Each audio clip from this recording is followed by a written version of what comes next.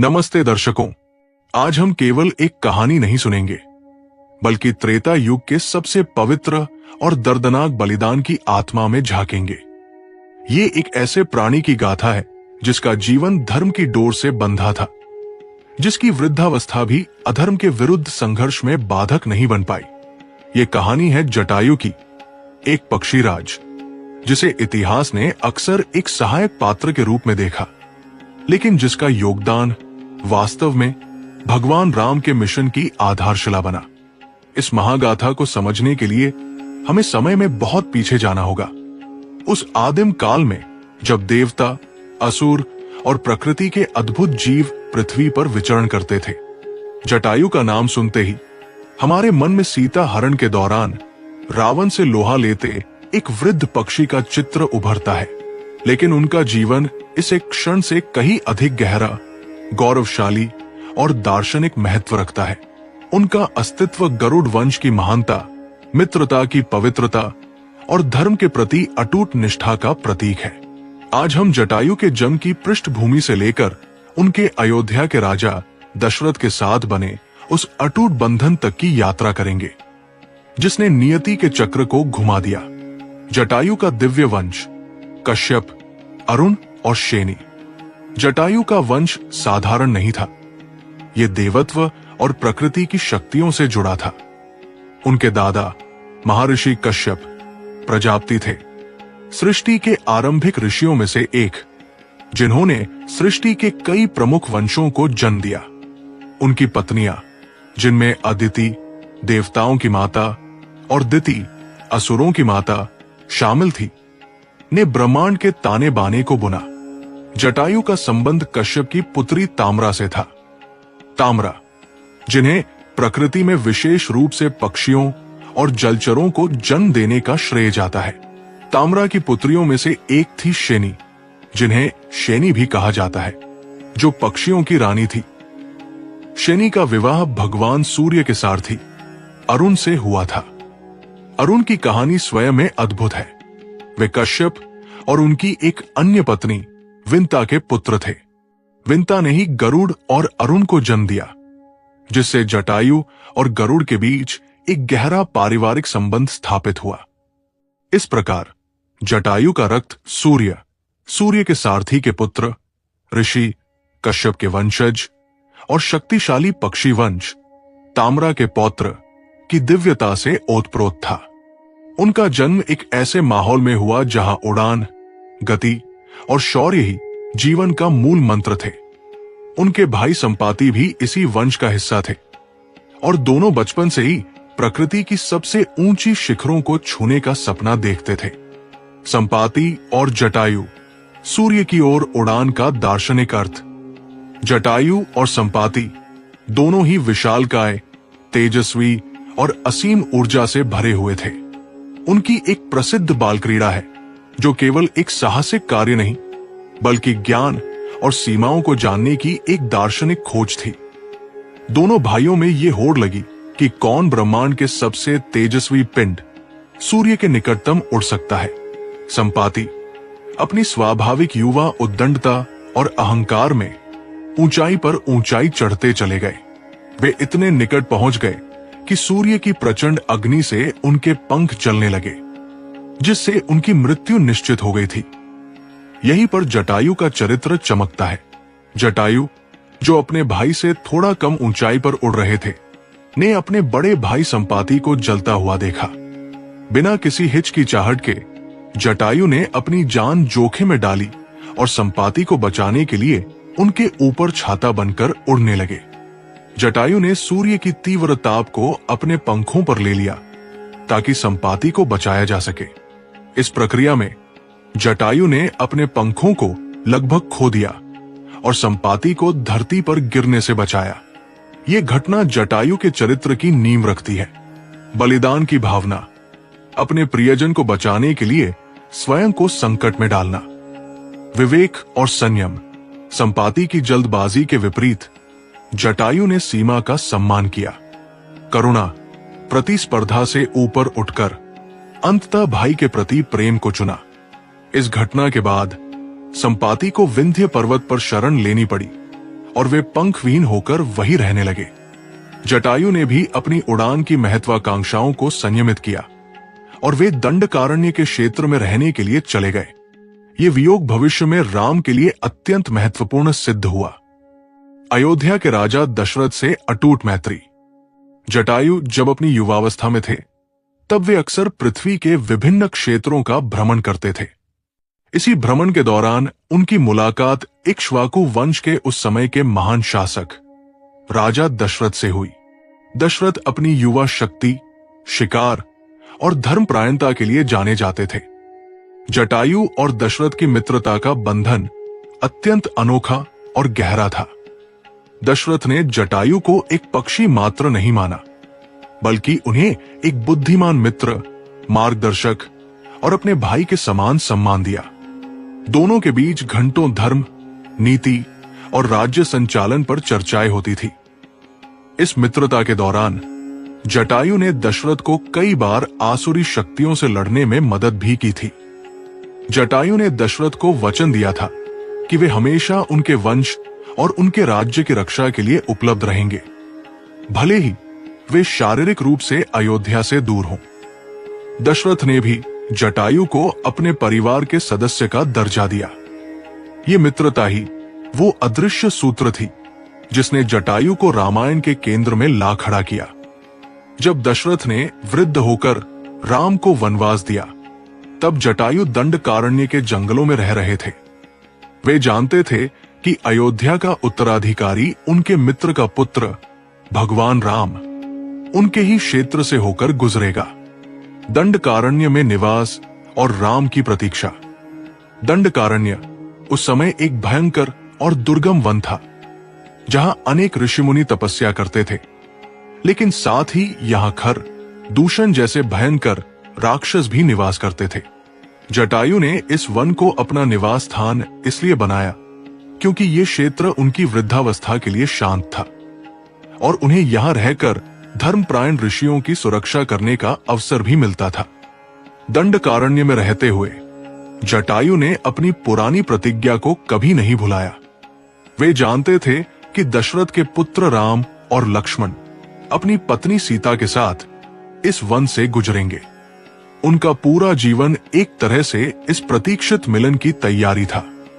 जब राम, लक्ष्मण और सीता पंचवटी में अपनी पर्णकुटी बनाकर रहने लगे, तब जटायु स्वयं उनसे मिलने पहुंचे। जटायु ने राम के सामने आकर कहा, हे राम, मैं आपके पिता महाराजा दशरथ का अभिन्न मित्र हूं। उन्होंने मुझे भाई का दर्जा दिया था। मैं अब वृद्ध हो चुका हूं और मेरे पंखों में पहले जैसी शक्ति नहीं रही, लेकिन जब तक आप वनवास में हैं, मैं आपकी और विशेष रूप से माता सीता की सुरक्षा का भार उठाऊंगा। ये मेरा वचन है जो मैंने आपके पिता को दिया था। मेरी आंखें तेज है और मैं मीलों दूर से आने वाले हर खतरे को भांप सकता हूं।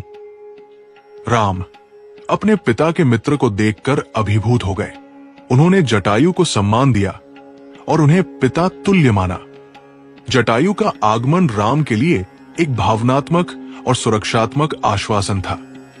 यह मित्रता जटायु को राम परिवार का एक हिस्सा बना देती है और इसी कारणवश सीता हरण के समय जटायु का हस्तक्षेप केवल एक पक्षी का हमला नहीं, बल्कि परिवार के एक सदस्य द्वारा किया गया पंचवटी की शांति और जटायु का संरक्षण।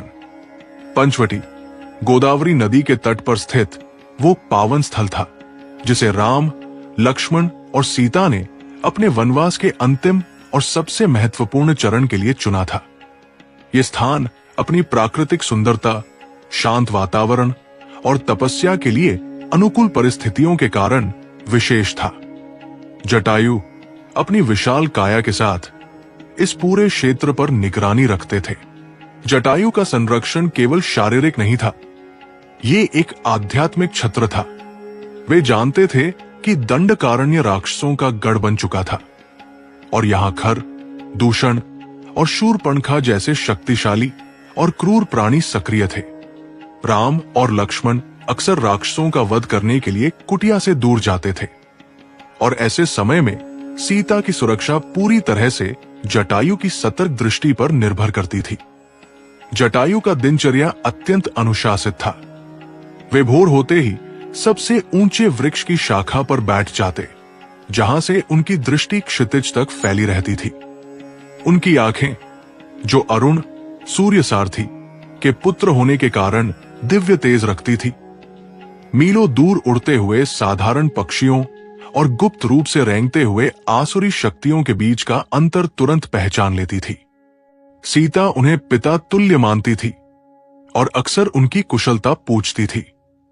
जटायु अपनी मधुर वाणी में उन्हें दशरथ की महानता और राम के शौर्य की कहानियां सुनाते थे, जिससे सीता का वनवास का दुख कुछ कम होता था।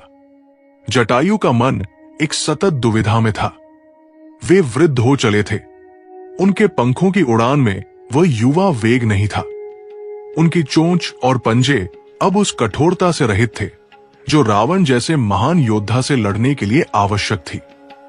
फिर भी वे ये जानते थे कि निष्ठा उम्र की मोहताज नहीं होती। उनकी एकमात्र पूंजी उनकी प्रतिज्ञा थी और वे उस प्रतिज्ञा को अपनी अंतिम श्वास तक निभाने को तैयार थे। ये प्रतीक्षा काल शांत लेकिन तनावपूर्ण था, एक तूफान से पहले की खामोशी की तरह। मायावी स्वर्ण मृग और नियति का जाल। नियति अपना खेल खेल रही थी। लंकापति रावण अपनी बहन शूरपणखा के अपमान का बदला लेने और अपने अहंकार को शांत करने के लिए सीता हरण की कुटिल योजना बना चुका था।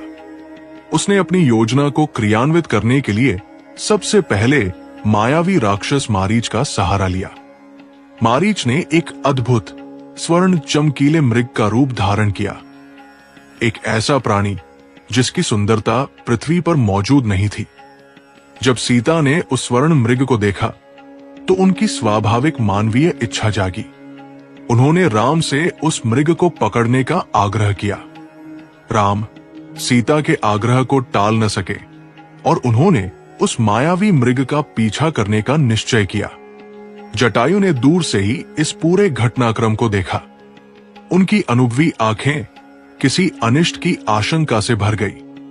उन्होंने कुछ देर तक उड़कर राम का पीछा करने का विचार किया, लेकिन राम ने उन्हें आश्वस्त किया था कि वे शीघ्र लौटेंगे और उनकी सबसे बड़ी जिम्मेदारी कुटिया की रक्षा करना है। जैसे ही राम मृग का पीछा करते हुए वन में दूर निकल गए, मारीच ने राम की आवाज की नकल करते हुए सहायता के लिए लक्ष्मण को पुकारा। सीता व्याकुल हो गई और उन्होंने लक्ष्मण को अपने भाई की सहायता के लिए जाने पर विवश कर दिया। लक्ष्मण अनिच्छा से सीता की सुरक्षा के लिए कुटिया के चारों ओर एक सुरक्षा रेखा, लक्ष्मण रेखा, खींच कर गए। ये वो निर्णायक क्षण था। जटायु ने अपनी ऊंची चौकी से देखा कि कुटिया अब पूरी तरह से अकेली है। केवल एक अदृश्य जादुई रेखा ही सीता और बाहर की दुनिया के बीच खड़ी है। जटायु की चिंता चरम पर थी। रावण का छल और जटायु की तत्काल प्रतिक्रिया। रावण, जो इतने समय से अवसर की ताक में था, जानता था कि अब समय आ गया है। वो एक सन्यासी या भिक्षु का वेश धारण करके पर्णकुटी के पास आया। सन्यासी का वेश धारण करना रावण का सबसे बड़ा छल था, क्योंकि ये भारतीय संस्कृति में सम्मान और विश्वास का प्रतीक है। सीता ने सन्यासी का सम्मान किया। रावण ने छल से सीता को लक्ष्मण रेखा पार करने पर मजबूर किया। जैसे ही सीता ने उस रेखा को पार किया, रावण अपने क्रूर दशशीर्ष वाले रूप में आ गया।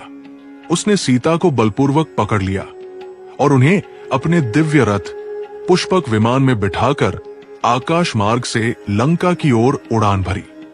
सीता की चीखें, उनका रुदन और हा राम, हा लक्ष्मण का विलाप पूरे वन में गूंज उठा। इन चीखों ने जटायु के वृद्ध शरीर में एक असाधारण ऊर्जा का संचार किया।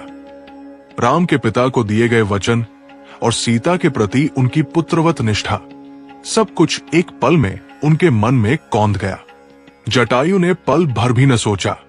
उन्होंने अपनी वृद्धावस्था, अपने कमजोर पंखों और रावण की अपार शक्ति को पूरी तरह से भुला दिया। उनके लिए यह क्षण व्यक्तिगत जीवन मृत्यु का नहीं था, बल्कि धर्म की रक्षा का था। वे गरजते हुए आकाश की ओर उठे। उनकी गति आश्चर्यजनक थी, मानो उनके पंखों में फिर से युवा शक्ति आ गई हो।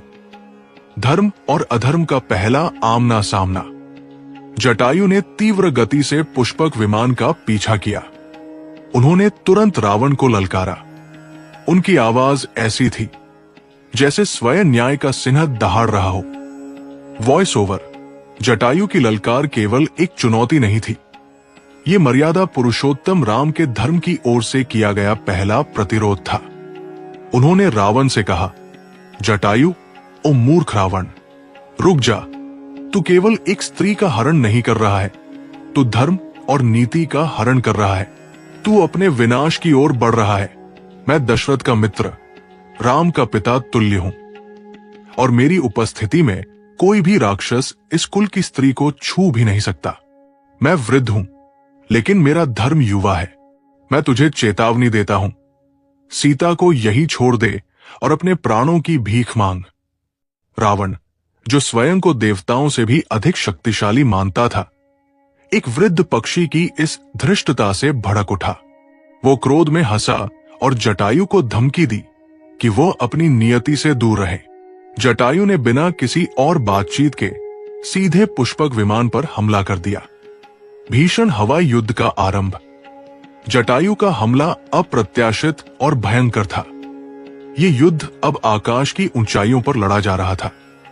एक तरफ राक्षसों का सम्राट अपने दिव्य रथ पर, और दूसरी तरफ केवल पंख और चोंच वाला एक अकेला योद्धा। युद्ध के दृश्य का विस्तार। जटायु ने अपनी तीक्ष्ण चोंच से पहले पुष्पक विमान के ध्वजदंड को तोड़ा। ये रावण के गौरव और विजय का पहला प्रतीकात्मक भंग था। अगले ही पल उन्होंने अपने नुकीले पंजों से रावण के सारथी को घायल कर दिया, जिससे रथ की गति अनियमित हो गई। पुष्पक विमान डगमगाने लगा। रावण ने तुरंत अपने शक्तिशाली धनुष को उठाया और जटायु पर बाणों की वर्षा शुरू कर दी। जटायु ने अपनी तीव्र गति और हवाई कौशल का उपयोग करते हुए बाणों के वार को चकमा दिया, लेकिन कई बाण उनके विशाल शरीर को भी चीर गए। पीड़ा के बावजूद जटायु ने हार नहीं मानी। उन्होंने उड़ान भरते हुए बिजली की गति से रावण के सिर पर चोंच से प्रहार किया। रावण के 10 सिरों पर किया गया ये प्रहार अत्यंत अपमानजनक था, क्योंकि ये किसी भी राक्षस के लिए सबसे बड़ा अपमान माना जाता था। जटायु ने रावण के हाथों को अपने पंजों से पकड़कर उसे विमान से बाहर खींचने का भी प्रयास किया। इस द्वंद्व के दौरान सीता ने नीचे झांककर कुछ वानरों को अपने आभूषण भी गिराए, ताकि राम को उनका पता मिल सके। जटायु ने कुछ समय के लिए रावण को धरती पर गिरने के लिए मजबूर कर दिया, लेकिन रावण अपनी शक्ति और माया के बल पर वापस आसमान में आ गया। शक्ति का असमान संघर्ष और रावण की क्रूरता। आकाश में जारी भीषण द्वंद्व जटायु की दृढ़ इच्छा शक्ति और रावण की असीम क्रूरता का प्रदर्शन था। जटायु अपनी पूरी शक्ति लगा रहे थे। वे वृद्ध थे, लेकिन उनकी चोंच में सत्य का बल था और उनके पंखों में निष्ठा की ऊर्जा थी। उन्होंने रावण के धनुष को नष्ट कर दिया था, उसके विमान को क्षति पहुंचाई थी और कुछ पलों के लिए सीता को मुक्ति दिलाने के कगार पर थे। लेकिन रावण, जो मायावी और शक्तिशाली शस्त्रों से लैस था, जानता था कि एक साधारण युद्ध से वो इस पक्षी को नहीं हरा सकता। रावण ने देखा कि जटायु की आंखें भले ही वृद्धावस्था से कमजोर थी, उनमें दशरथ की मित्रता और राम के प्रति समर्पण की आग जल रही थी। रावण का अहंकार आहत हुआ। उसने अपने सबसे शक्तिशाली और दुर्जेय अस्त्रों में से एक, अपनी विशाल और अत्यंत तीक्ष्ण तलवार चंद्रहास को निकाला। यह तलवार स्वयं भगवान शिव से प्राप्त हुई थी और ये इतनी तेज थी कि एक ही वार में पर्वत को काट सकती थी। जटायु ने रावण को चंद्रहास निकालते देखा, लेकिन वे डरे नहीं। उन्होंने अपनी अंतिम ऊर्जा का संचय किया और अंतिम बार रावण पर झपटने के लिए उड़ान भरी। जटायु का लक्ष्य रावण का सिर था। वे चाहते थे कि रावण के इस कुकृत्य को जड़ से समाप्त कर दिया जाए। पंखों का बलिदान और पृथ्वी पर पतन। जैसे ही जटायु ने हमला किया, रावण ने अपनी पूरी शक्ति लगा दी और चंद्रहास तलवार को हवा में घुमाते हुए जटायु के विशाल गर्वित पंखों पर वार किया। वॉइस ओवर और एक भयावह चीख के साथ इतिहास का सबसे बड़ा बलिदान हुआ। धर्म की रक्षा में उठाए गए वे शक्तिशाली पंख रावण की क्रूरता का शिकार हो गए। जटायु के पंख, जो उन्हें उड़ने की स्वतंत्रता, देखने की शक्ति और रक्षा का सामर्थ्य देते थे, शरीर से अलग हो गए। लहूलुहान पंख विहीन जटायु अब एक असहाय शरीर मात्र थे। वे अब आकाश के राजा नहीं रहे, बल्कि असहायता के प्रतीक बन गए। वे दर्द से करहाते हुए धीमी गति से धरती की ओर गिरने लगे, उसी दंडकारण्य की भूमि पर जहां उन्होंने सीता की रक्षा की प्रतिज्ञा ली थी। रावण ने अपनी विजय का एक क्रूर गर्जन किया और सीता को लेकर बिना किसी बाधा के लंका की ओर बढ़ गया। सीता ने अपने अंतिम रक्षक को गिरते हुए देखा और उनका हृदय अत्यधिक शोक से भर गया। जटायु जब धरती पर गिरे तो उनका पूरा शरीर टूट चुका था, रक्तस्राव हो रहा था और जीवन की अंतिम लौ टिमटिमा रही थी। मृत्यु निश्चित थी, लेकिन उनका मन अत्यंत शांत था, क्योंकि उन्होंने अपना धर्म पूर्ण किया था। राम का आगमन और अंतिम संवाद की प्रतीक्षा। इधर राम और लक्ष्मण जब पर्णकुटी लौटे और सीता को वहां नहीं पाया तो वे अत्यंत व्याकुल हो उठे। वे सीता को हर जगह ढूंढते रहे। शोक और क्रोध से उनका मन विचलित था। वे अनिष्ट की आशंका से भर गए थे। इसी खोज के दौरान उन्हें दूर घनी झाड़ियों के पास जमीन पर गिरे हुए एक विशाल पक्षी की परछाई दिखाई दी। पास जाने पर उन्होंने देखा कि यह पक्षी भयंकर रूप से घायल है और उसके चारों ओर खून फैला हुआ है। राम का पहला विचार व्याकुलता और मोह के कारण यह था कि शायद इसी हिंसक पक्षी ने सीता को खा लिया होगा। क्रोधित राम ने जटायु पर वार करने के लिए अपना धनुष उठा लिया। तभी जटायु ने अपनी अंतिम शक्ति समेटते हुए अत्यंत धीमी और दर्द भरी आवाज में राम को पुकारा, पुत्र राम, मेरे प्राण निकलने से पहले मेरी बात सुनो। राम चौंक गए। इस अपरिचित प्राणी ने उन्हें पुत्र कहकर पुकारा था, वो भी इतनी वेदना और स्नेह से। राम ने तुरंत अपना धनुष नीचे रखा और लक्ष्मण के साथ जटायु के पास पहुंचे। निर्णायक जानकारी और जटायु की महत्ता। राम ने जटायु के सिर को अपनी गोद में लिया। जटायु का शरीर ठंडा पड़ रहा था, लेकिन उनके मुख पर राम को देखकर एक अलौकिक शांति थी। जटायु ने अपनी अंतिम सांसें गिनते हुए राम को पूरी घटना विस्तार से बताई। अपहरणकर्ता की पहचान, हे राघव, आपकी पत्नी का हरण किसी साधारण राक्षस ने नहीं, बल्कि लंका के महाराजा रावण ने किया है। दिशा और साधन, वो उन्हें अपने दिव्य रथ पुष्पक विमान में बिठाकर दक्षिण दिशा की ओर ले गया है। वो अत्यंत शक्तिशाली है और मैंने उसे रोकने के लिए अपनी पूरी शक्ति लगाई। अपनी पहचान का खुलासा, मैं आपके पूज्य पिता महाराजा दशरथ का अभिन्न मित्र हूं। मैंने उन्हें वचन दिया था कि मैं उनके पुत्रों और कुल की रक्षा करूंगा। आज मैंने वो वचन निभाने का प्रयास किया, लेकिन सफल नहीं हो पाया। ये जानकारी राम के लिए सोने के समान थी। ये सीता की खोज का पहला निर्णायक सुराग था। ये स्पष्ट हो गया कि उन्हें किस दिशा में जाना है और उनका शत्रु कौन है। जटायु ने न केवल सूचना दी, बल्कि रावण की शक्ति का आकलन भी दे दिया। राम, जो अभी तक केवल एक वनवासी राजकुमार थे, जटायु के इस बलिदान से गहरे भावुक हुए। उन्होंने जटायु को गले लगा लिया और अश्रुपूर्ण नेत्रों से कहा कि उन्होंने एक महान पिता और मित्र को खो दिया है। राम द्वारा मोक्ष और अंतिम संस्कार। जटायु की सांसें अब अंतिम पड़ाव पर थी। वे राम की गोद में लेटे थे। उनके चेहरे पर संतुष्टि का भाव था। उन्होंने धर्म की रक्षा में अपने मित्र के पुत्र के लिए अपना सर्वोच्च बलिदान दिया था। राम ने उन्हें मोक्ष प्रदान करने का निर्णय लिया। राम स्वयं साक्षात भगवान विष्णु के अवतार थे। और उनके हाथों से मोक्ष प्राप्त करना किसी भी प्राणी के लिए सर्वोच्च सौभाग्य था। Voice over. प्रभु राम ने अपने प्रिय मित्र के लिए वो कार्य किया जो वे अपने पिता दशरथ के लिए भी नहीं कर पाए थे। राम और लक्ष्मण ने मिलकर श्रद्धा और सम्मान के साथ जटायु का अंतिम संस्कार किया। राम ने उन्हें तात, पिता कहकर संबोधित किया और उन्हें जटायु मुक्ति प्रदान की। राम ने अपने हाथों से चिता को अग्नि दी। जैसे ही अग्नि प्रज्वलित हुई, जटायु की आत्मा उनके नश्वर शरीर को त्याग कर दिव्य रूप धारण करके सीधे विष्णु लोक की ओर चली गई। जटायु का ये बलिदान रामायण के इतिहास में अमर हो गया। उन्होंने सिद्ध किया कि निष्ठा और धर्म का पालन करने के लिए शारीरिक शक्ति नहीं, बल्कि आत्मा का संकल्प महत्वपूर्ण होता है। उनकी कहानी हमें यह सिखाती है कि कभी-कभी सबसे छोटे पात्रों का बलिदान ही सबसे बड़ी गाथाओं की दिशा तय करता है।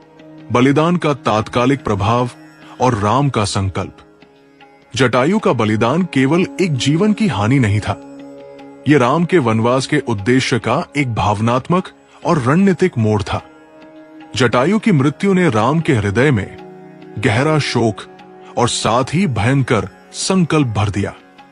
जब राम ने अपने प्रिय तात, पिता का अंतिम संस्कार किया, तो उनके मन में केवल सीता को वापस पाने की इच्छा नहीं थी, बल्कि जटायु के अपमान और बलिदान का बदला लेने का एक अटल संकल्प भी था।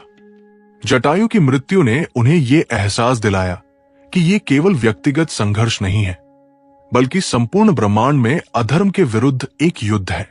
इस घटना ने राम को विचलित कर दिया था, लेकिन इसने उन्हें युद्ध के लिए मानसिक रूप से तैयार भी किया। जटायु ने मरते समय राम को जो जानकारी दी थी, वो केवल एक नाम और दिशा नहीं थी, ये रणनीति का पहला कदम था।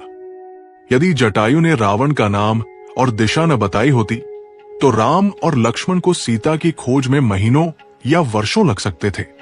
इस सूचना ने राम को सीधे किष्किंधा की ओर बढ़ने के लिए प्रेरित किया, जहां उनकी भेंट हनुमान और सुग्रीव से हुई, जो आगे चलकर रावण को पराजित करने वाली सेना का आधार बने। इस प्रकार जटायु का अंतिम कार्य राम की विजय की नींव बना। संपाति का दुख और जटायु के बलिदान का रहस्योद्घाटन। जटायु की कहानी का एक अभिन्न अंग है उनके भाई संपाति की कहानी, जो उनके बलिदान के बाद सामने आती है। जब जटायु और संपाति ने सूर्य की ओर उड़ान भरी थी, तब संपाति अपने पंख खो चुके थे और विंध्य पर्वत पर एक गुफा में एकांतवास कर रहे थे।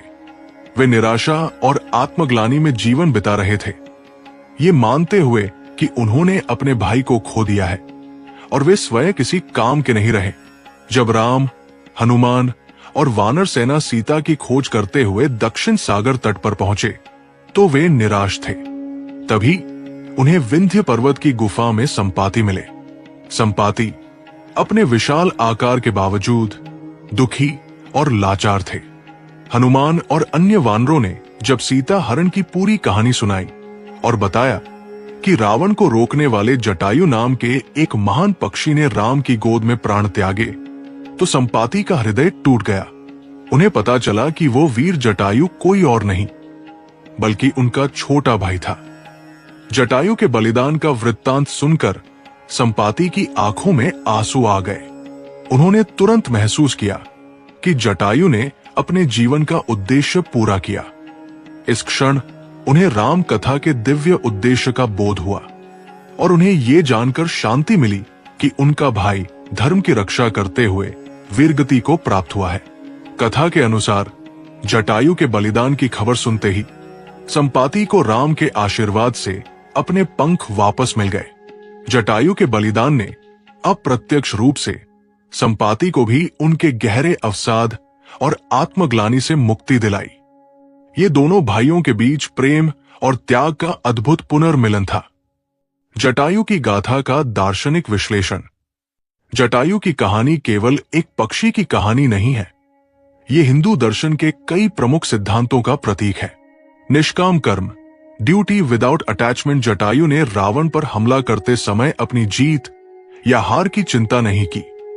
वे जानते थे कि वे वृद्ध हैं और रावण शक्तिशाली है, फिर भी उन्होंने अपनी प्रतिज्ञा और धर्म को सर्वोपरि रखा। ये गीता के कर्मन ये वाधी कारस्ते सिद्धांत का उत्कृष्ट उदाहरण है, जहां कर्म करना महत्वपूर्ण है, परिणाम नहीं। सत्य की जीत का विश्वास। जटायु को यह पता था कि रावण द्वारा सीता का हरण अधर्म है। उनका अंतिम कार्य राम को सत्य बताकर जाना यह सुनिश्चित करता है कि अधर्म का साम्राज्य अधिक समय तक नहीं टिकेगा। उन्होंने अपना जीवन सत्य के बीज बोने में लगा दिया।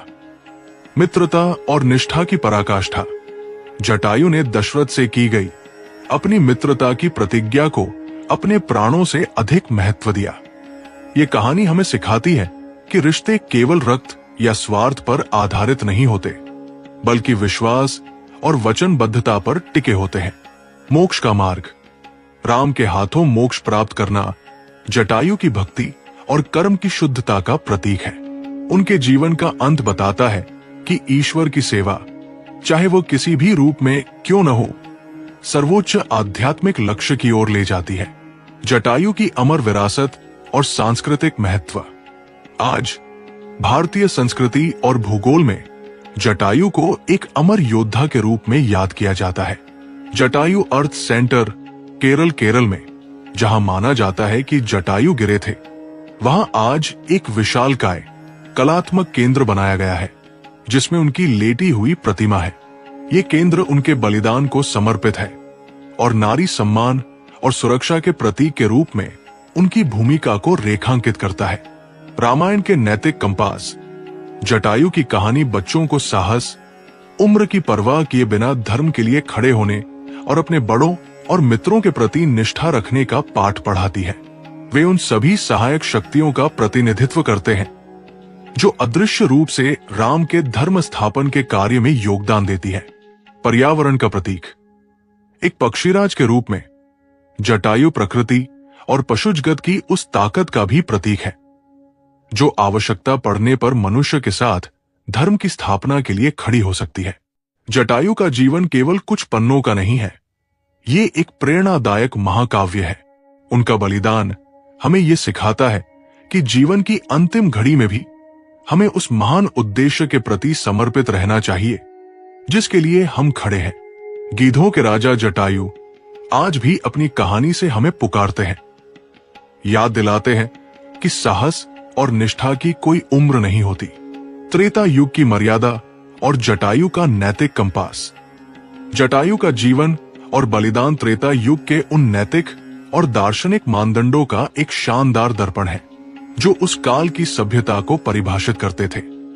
त्रेता युग, जिसे मर्यादा का युग अभी कहा जाता है, में सत्यनिष्ठा, वचनबद्धता और धर्मपरायणता को सर्वोच्च स्थान प्राप्त था।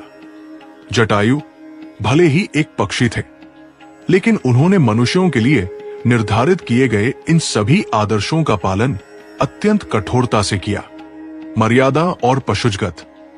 रामायण में पशु और पक्षी केवल मूक पात्र नहीं हैं, वे नैतिक और आध्यात्मिक संवाद में सक्रिय भागीदार हैं। जटायु और हनुमान जैसे पात्र ये दर्शाते हैं कि मर्यादा केवल मानव समाज तक सीमित नहीं थी।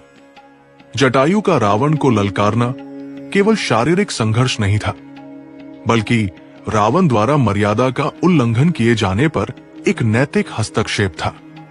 जटायु ने रावण से कहा था कि वो पराई स्त्री का हरण करके अपने कुल का नाश कर रहा है। यह कथन केवल एक पक्षी का क्रोध नहीं, बल्कि उस युग के नैतिक सिद्धांत की गूंज थी। जटायु का त्याग और मोह का त्याग। जटायु वृद्ध थे और जानते थे कि उनका जीवन काल लगभग समाप्त हो चुका है। ऐसे में किसी भी प्राणी की स्वाभाविक प्रवृत्ति होती है कि वो शेष जीवन शांति से और बिना किसी संघर्ष के व्यतीत करे। लेकिन जटायु ने मोह का त्याग किया। उन्होंने अपनी व्यक्तिगत शांति और जीवन को दांव पर लगा दिया। ये उस त्याग का प्रदर्शन है जो भारतीय दर्शन में मोक्ष प्राप्त करने का प्राथमिक साधन माना जाता है। उन्होंने अपने पुराने मित्र दशरथ के प्रति अपनी ऋण मुक्ति को अपने शरीर से अधिक महत्वपूर्ण समझा। राम का शिष्यत्व और गुरु शिष्य परंपरा। जब राम ने जटायु को अपनी गोद में लिया और उनसे सारी जानकारी प्राप्त की, तो जटायु उस क्षण राम के लिए एक गुरु की भूमिका में थे। जटायु ने राम को उनके शत्रु का नाम, उसकी शक्ति और उसकी दिशा बताई। ये ज्ञान, जो एक मरणासन्न प्राणी द्वारा दिया गया, राम के लिए सबसे महत्वपूर्ण उपदेश बन गया। जटायु ने राम को सिखाया कि युद्ध में सूचना का क्या महत्व होता है और यह भी कि उनका संघर्ष कितना व्यापक है। राम का जटायु को तात, पिता या गुरु कहकर संबोधित करना भारतीय संस्कृति में गुरु शिष्य परंपरा और वृद्धों के सम्मान को दर्शाता है। जटायु के काल की सामाजिक राजनीतिक पृष्ठभूमि। जटायु का जीवन उस समय के भूराजनीतिक और सामाजिक संरचना को समझने में मदद करता है। त्रेता युग में मानव समाज जैसे अयोध्या और पशु वन्य समाज जैसे किष्किंधा या जटायु का वंश के बीच एक खुला और सम्मानजनक संवाद था। दंडकारण्य का महत्व। दंडकारण्य, जहां जटायु निवास करते थे, एक ऐसा क्षेत्र था जो आर्य सभ्यता, अयोध्या और राक्षसी शक्तियों लंका के बीच की सीमा पर स्थित था। ये संघर्ष क्षेत्र, कॉन्फ्लिक्ट जोन था। ऋषि मुनि यहां तपस्या करते थे, लेकिन राक्षसों का आतंक भी यहां व्याप्त था। जटायु का यहां रहना एक स्वैच्छिक प्रहरी की भूमिका निभाना था। वे ऋषियों की अनौपचारिक रूप से रक्षा करते थे, जिससे राम के आगमन से पहले ही धर्म की रक्षा का एक मोर्चा यहां खुला हुआ था। गरुड़ और राक्षस वंश का द्वंद्व। जटायु का वंश, गरुड़ वंश, पौराणिक रूप से नागों और राक्षसों के विरोधी रहे हैं। गरुड़ स्वयं विष्णु का वाहन है। इस प्रकार जटायु का रावण राक्षस वंश से लड़ना केवल व्यक्तिगत नहीं, बल्कि देवताओं और राक्षसों के बीच चल रहे शाश्वत संघर्ष का एक हिस्सा था। जटायु ने उस क्षण अपने पूरे वंश की ओर से रावण को चुनौती दी थी, जो लंका के बढ़ते हुए साम्राज्य और क्रूरता का विरोध कर रहा था। उनका बलिदान इस प्राचीन द्वंद्व की तीव्रता को दर्शाता है। दशरथ और जटायु की राजधर्म साझेदारी। दशरथ और जटायु की मित्रता राजधर्म, राजा का कर्तव्य के व्यापक दायरे को दर्शाती है। राजा दशरथ का केवल मानव मित्रों पर निर्भर न रहना, बल्कि प्रकृति के शक्तिशाली प्राणियों को भी सम्मान देना, उस समय के नेतृत्व की उदारता को दिखाता है। जटायु की प्रतिज्ञा राम की सुरक्षा की नहीं थी, बल्कि दशरथ के कुल की सुरक्षा की थी। ये वचनबद्धता दर्शाती है कि राजधर्म का पालन करने वाले राजा के मित्र भी उसके साथ समान दायित्व साझा करते थे, भले ही वे किसी भी योनि के हों। जटायु की मृत्यु का आध्यात्मिक रहस्य और मोक्ष की अवधारणा। जटायु की मृत्यु केवल एक दुखद अंत नहीं थी, बल्कि एक आध्यात्मिक उत्थान थी, जिसे मोक्ष कहते हैं। राम के हाथों मोक्ष का अर्थ। राम के हाथों मोक्ष प्राप्त करने का अर्थ है सीधे जन्म और मरण के चक्र से मुक्ति पाकर वैकुंठ, विष्णु लोक में स्थान प्राप्त करना। जटायु ने ये मोक्ष दो कारणों से प्राप्त किया। अत्यंत शुद्ध कर्म। उन्होंने निस्वार्थ भाव से अपनी जान की परवाह किए बिना धर्म की रक्षा का अंतिम कर्म किया। भगवान का स्पर्श। राम, जो स्वयं विष्णु के अवतार थे, ने अपने हाथों से जटायु के सिर को सहारा दिया और उन्हें अंतिम संस्कार दिया। किसी भी भक्त के लिए भगवान का ये अंतिम स्पर्श ही मोक्ष का सबसे बड़ा साधन है। जटायु की अंतिम दृष्टि। जटायु जब मृत्यु शैया पर थे, तो उनकी अंतिम दृष्टि में किसी भी प्रकार का क्रोध या भय नहीं था। उनके चेहरे पर शांति और संतुष्टि थी।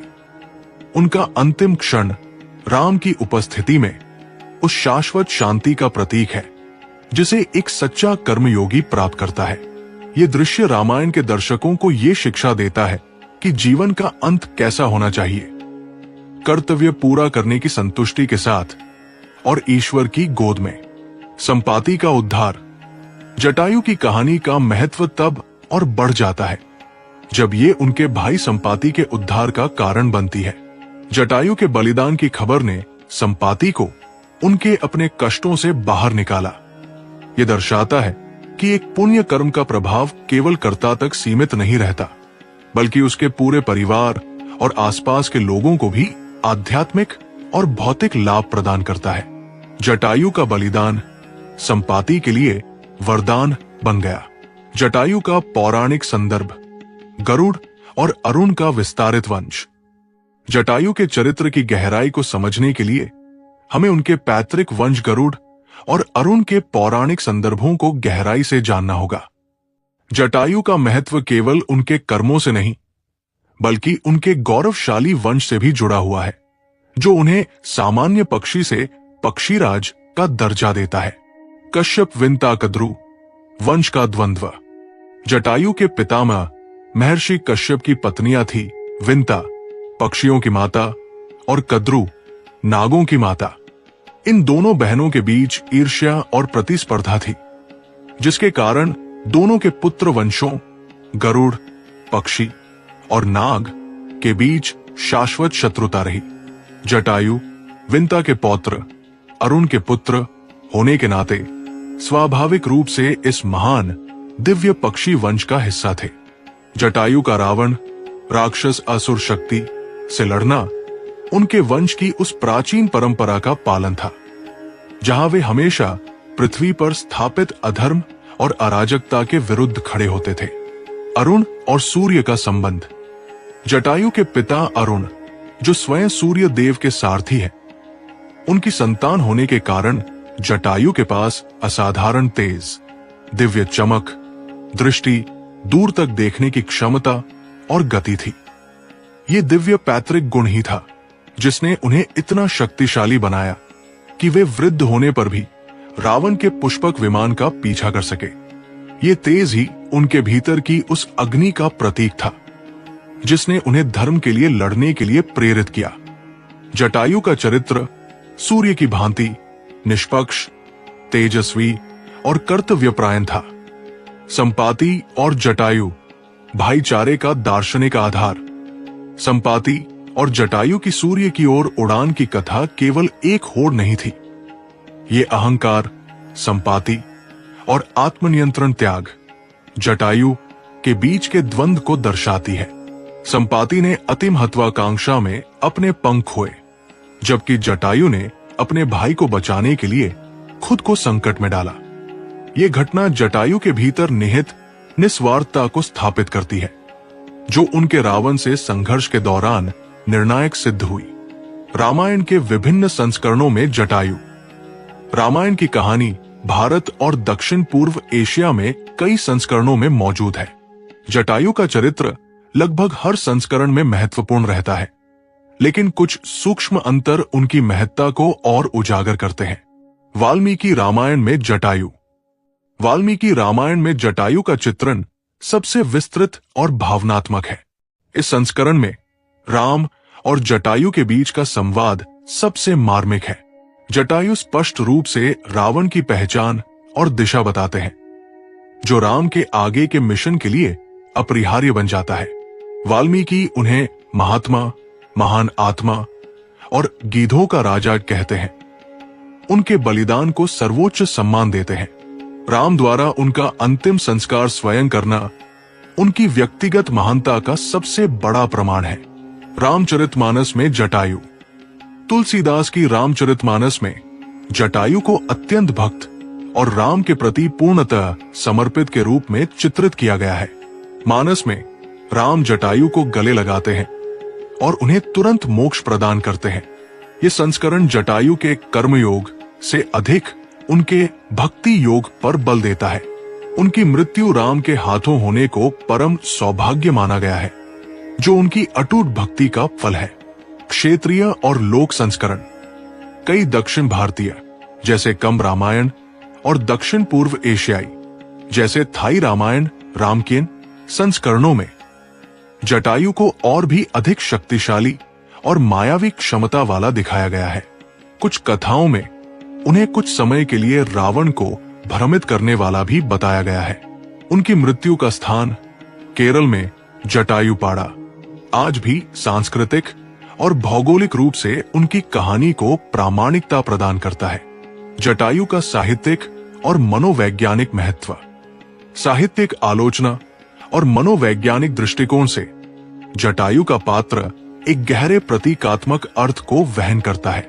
जटायु उस वृद्ध संरक्षक का प्रतिनिधित्व करते हैं जो अपनी युवा पीढ़ी के लिए अंतिम बलिदान देने को तैयार रहता है। मनोवैज्ञानिक रूप से वे उस अंतिम नैतिक बाधा का प्रतीक है जिसे पार करने से पहले दुष्ट शक्तियों को सोचना पड़ता है। उनकी उपस्थिति ही बुराई के लिए एक चेतावनी थी। उनका पतन ये भी दर्शाता है कि कैसे वृद्धावस्था और दुर्बलता भी धर्म की रक्षा में बाधक नहीं बननी चाहिए। वानर और पक्षीराज का अंतर। हनुमान और वानर सेना राम की सहायता करती है, लेकिन जटायु का योगदान इससे भिन्न है। वानर सेना युद्ध में राम के सहयोगी है, जबकि जटायु उनके पारिवारिक रक्षक थे। जटायु का बलिदान सीता के अपहरण के क्षण में हुआ, जो वानरों के संपर्क में आने से बहुत पहले था। यह दर्शाता है कि राम को अपने वनवास में कई अलग अलग स्तरों पर विभिन्न प्रकार के सहयोग और बलिदान प्राप्त हुए। काव्य में आइसबर्ग सिद्धांत। साहित्यिक रूप से जटायु का पात्र आइसबर्ग सिद्धांत जैसा है। उनका वास्तविक कार्य रावण से लड़ना रामायण में बहुत कम पृष्ठों में वर्णित है, लेकिन उनके चरित्र की पृष्ठभूमि, उनके वंश, दशरथ से उनकी मित्रता और उनका बलिदान का प्रभाव कहानी में अदृश्य रूप से विशाल है। उनका एक छोटा सा कार्य पूरी गाथा की दिशा बदल देता है। जटायु की अमरता, पुनरावृत्ति और पुनर्जन्म का दर्शन। जटायु का मोक्ष केवल उनके जीवन का अंत नहीं था, बल्कि भारतीय दर्शन में अमरता की अवधारणा का प्रदर्शन था। पुनर्जन्म से मुक्ति। राम के हाथों मोक्ष प्राप्त करने का अर्थ है कि जटायु ने पुनर्जन्म के कष्टदायक चक्र से मुक्ति पाली। उनका जीवन एक पक्षी के रूप में शुरू हुआ और एक धर्मनिष्ठ भक्त के रूप में समाप्त हुआ, जिसने उन्हें उच्चतम आध्यात्मिक पदवी प्रदान की। ये भारतीय धार्मिक ग्रंथों की इस शिक्षा को पुष्ट करता है कि योनि, जन्म मायने नहीं रखती, कर्म, कार्य मायने रखते हैं। जटायु और संपाति का विरोधाभास। जटायु ने कर्म किया और मोक्ष पाया। संपाति, जो निराशा में थे, उन्हें जटायु के कर्म फल से ही नया जीवन और पंख मिले। ये भाई बहन का जोड़ा दर्शाता है कि कैसे एक व्यक्ति का निस्वार्थ बलिदान दूसरे के जीवन को बचा और बदल सकता है, जिससे सामूहिक मोक्ष की अवधारणा पर प्रकाश पड़ता है। तो ये थी जटायु की महागाथा, त्याग, शौर्य और अटूट निष्ठा की कहानी। पक्षीराज जटायु ने हमें सिखाया कि कर्तव्य उम्र या शारीरिक शक्ति का मोहताज नहीं होता, ये हृदय के संकल्प से जुड़ा होता है। उनका एक ही क्षण का बलिदान रामायण के सबसे बड़े संघर्ष की नींव बना और उन्होंने राम के हाथों मोक्ष पाकर ये सिद्ध किया कि धर्म की राह पर चलने वाले हर प्राणी को सर्वोच्च सम्मान मिलता है। जटायु अमर है, हर उस व्यक्ति के रूप में जो न्याय के लिए अंतिम सांस तक लड़ता है।